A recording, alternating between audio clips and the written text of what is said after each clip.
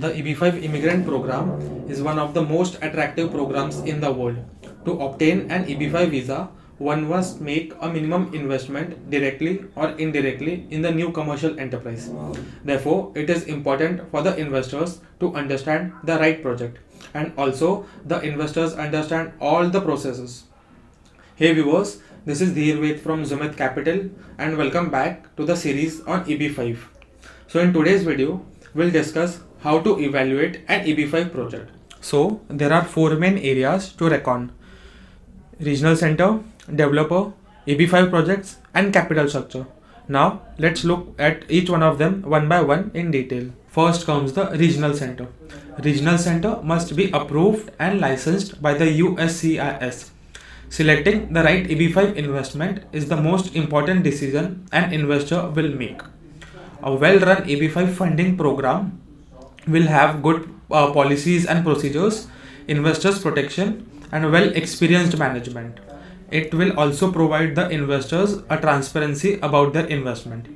Also, investors must see that the USCIS has approved the regional center and is designated by filing the form I-956. Regional centers are responsible for overseeing the EB-5 projects they sponsor. So, in regards to that, the investors must ask the regional center management for the written policies and procedures for monitoring those projects. Also check the past record of the regional center, such as I-526 success and approval rate, I-829 success and approval rate, how long has been the regional center into operations, and check the payback record of the regional center. Next comes the project developer. The EB-5 investors capital will be managed by the project developer, so it is critical in understanding the past experiences of the project developer that helps investors determine whether the project will be completed on time using the financial resources effectively. Also check the total projects done by the developer till date versus how many times the developer has done EB-5 projects, how much of the developer's capital is at risk in the project, and whether the project has 100% completion guarantee or no. Some of the red flags in this can be no bad press report in the past. So the investors must check the news media reports that there are no fraud cases of the developer or related such projects.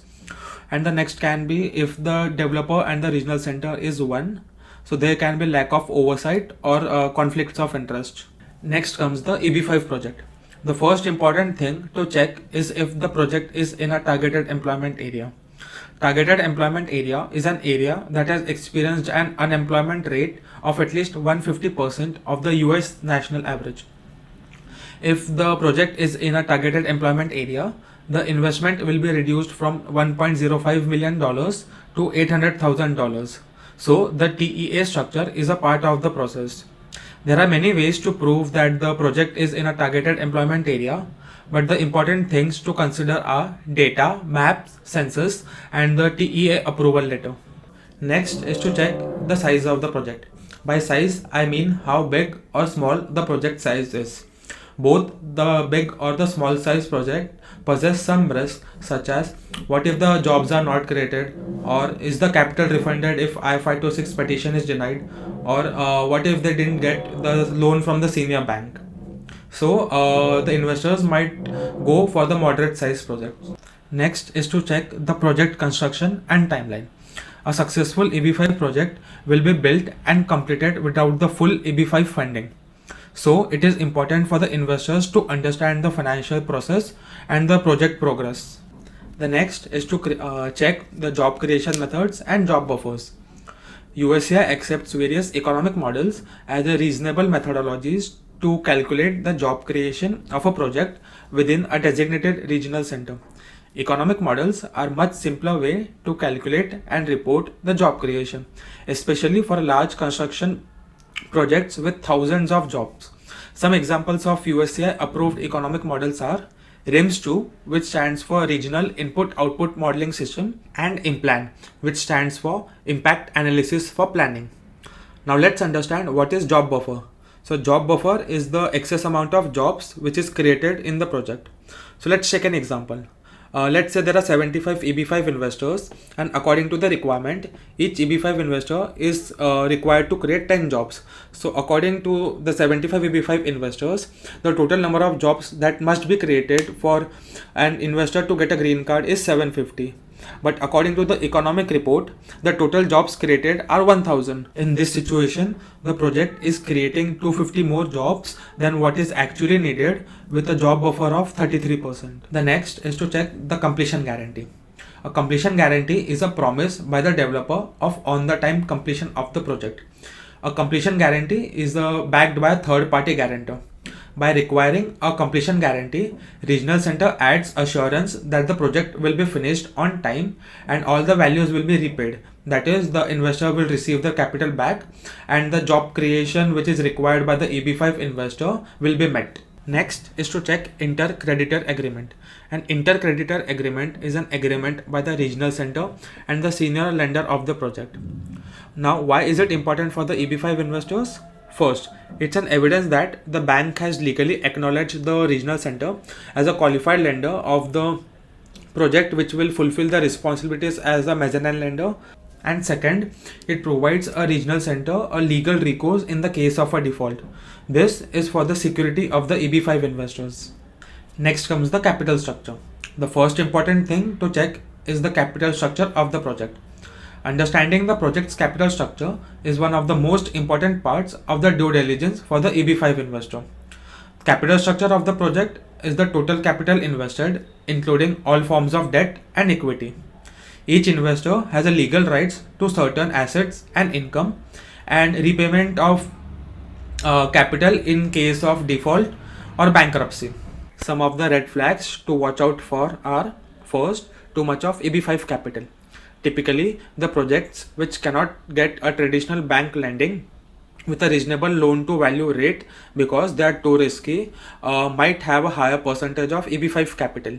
Typically, the projects with more than 40 to 50% of the EB-5 capital have small job buffers and should be typically avoided. Second is too little developers equity. Another red flag are projects with a minimal developers equity which is below 10%. Traditional banks in the US require a minimum of 15 to 20% of developers' equity in a project at all times, and EB-5 investor should typically not consider the projects in which the developers' equity is too less than that range. The next is to check if the capital is refunded if their I-526 petition is denied. The most attractive projects are the ones which will have an I-526 denial guarantee, where EB-5 investors will receive a full refund of their capital and the admin fee. Next is to check escrow arrangements. When EB-5 investors wire their money from India to the US, it goes straight into a secured escrow account with the US bank. Escrow is a financial arrangement where third party holds and regulates the payment of funds involved between two parties. It helps make transaction more secure by keeping the payment in a secure escrow account, which is only released when all the terms of an agreement are met. And EB-5 investors' funds are not released unless and until the developer has met all the conditions and is ready to start construction and create jobs. Next is to check the loan extension period. There can be extensions in receiving your capital back with 5+1 or 5+2 years of extension period. So if the capital goes into an extended period, you can receive a higher rate of interest for that particular period. Next is to check the exit strategy. The exit strategy is the process by which an investor can exit from an EB-5 investment. First, it is important to realize that the investment amount must stay at risk unless they've had their final review by the USCIS, which is adjudication of the I-829 petition. Ways of exit can vary based on the project, but the investors are entitled to be repaid before the developer cashes out. So these are the few points which an investor must keep in mind while evaluating an EB-5 project. Here we come to the end of the video. If you have any doubts, please do get in touch with us. Thank you for your time and see you in the new video. Thank you.